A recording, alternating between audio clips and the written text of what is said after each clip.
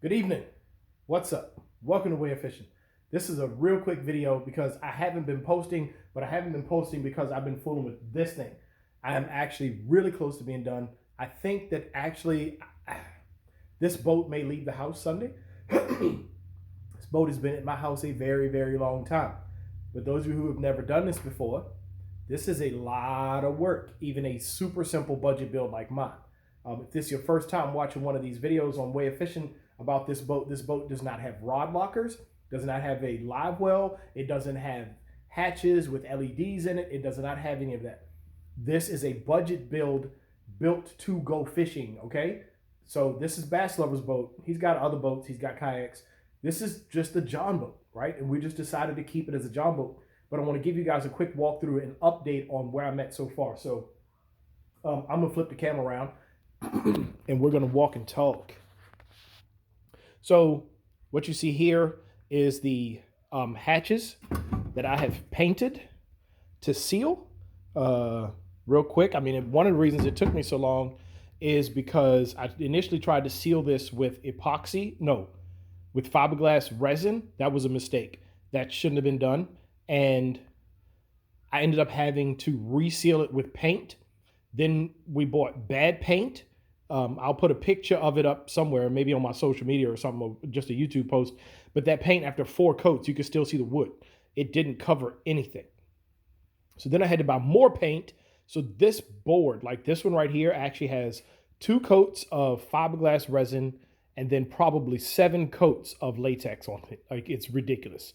But it's finally sealed and ready for carpet. I've got the trolling motor plug installed. I'm not going to flip that down, but the plug is already installed. I had to paint this with the plug in because I'd already sealed it. And so I had already mounted the wires. So I know it's really dark. I don't have any light back here. But to show you guys what I did, inside of that is marine heat shrink tubing. What I did was I put O-rings on each wire.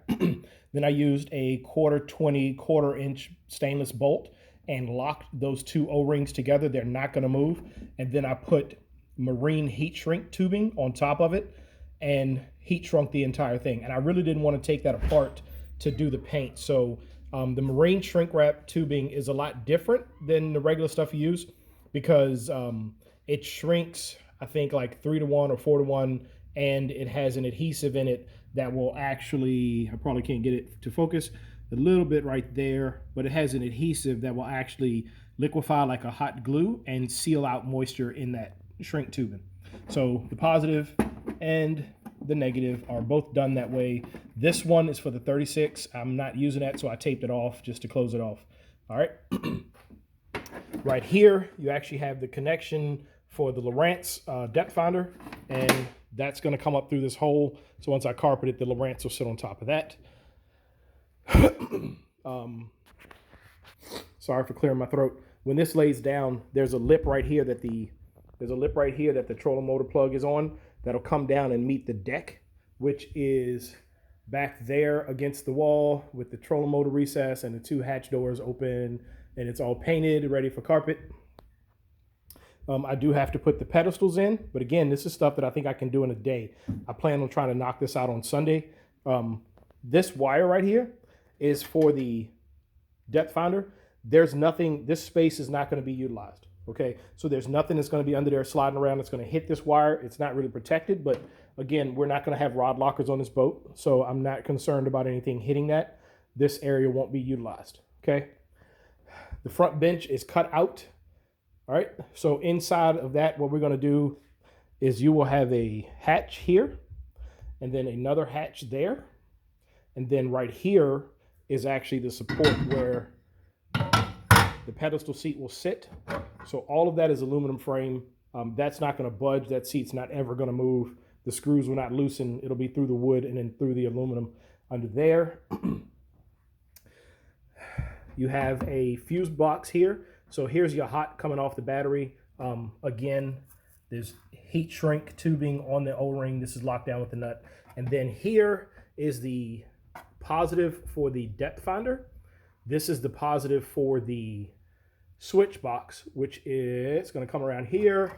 and the wire comes through here and goes down there to the switch. And I've got the positive, negative coming in on the switch right there. And then the switch is only going to be running the bilge pump and then the nav lights. The nav lights aren't hooked up right now, but the bilge pump is. Again, we're not doing a lot of accessories, so we didn't need a crazy switch. So what you have on this switch is you've got USB, so you can charge phones or GoPros or whatever he wants to charge there. And then you've got the two waterproof toggle switches to run the bilge and then the nav lights once I get that hooked in. Trolling motor is ready to put on. I did have to repair the pull rope. I think I might have made it too long. Maybe a little bit. I don't know. Ignore the junky garage. I did try to clean it up, but you know, hey, I live here. And this is where the mess is that just took me so long to do. So this is the main hot going up to my circuit. Then you have the jumper for the 24 volt system. Then you have this one. Then you've got the positive coming from the front and the negative coming from the front. Those of you who have been on the channel for a while will remember this is a boat where we actually had an explosion. So when the batteries exploded, they actually took the whole lead off of the charger. It actually cut the wires clean like a shape charge. So I had to add wire, fuses, and ring terminals to be able to use the onboard charger again. So I had to do that on both.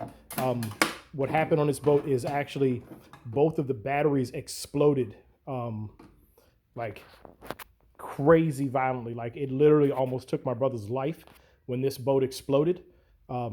Luckily cameras were not running. That would have been horrible to see, but guys, I thought I'd lost my brother when he hit the ground. Like it knocked him to the ground, and it was pretty bad. So but the charger's in, the bilge pump is in here. This is where the bilge pump actually clips in. I glued that down, okay, because I didn't want to screw through the hole, and I didn't really have another way to mount that. I didn't want it loose, so that's actually got a drop of Gorilla Glue holding that on there. Return comes up to a through hole fitting right here. All right, this is the charger cord for the battery charger, and then here you've got the little bullet transducer for the Lowrance right there. This is the old Garmin from years ago. I just need to, I guess, cut it off. I'm not really sure how we even put that on there. I guess I have to figure that out, but I may leave the bracket and just take a Sawzall and just cut through here and just get it off the boat. Pedestal seat has to go on. There's another seat that needs to go on here once the deck is on.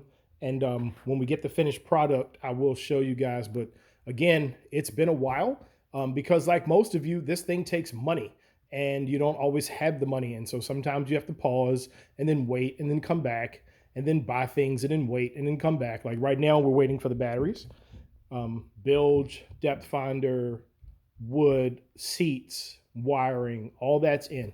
So it will be fishable. It's not going to be like super refined like Sham for Real or Anthony Jones or anything like that. That's not taking anything away from them, but this is just a down and dirty, super budget. How cheap can we build it but make it functional? Jon Boat. So crazy little cell phone video, but hope you enjoy it. I will see y'all on the next video. Thanks for watching Way of Fishing. Can't wait to show y'all the finished boat.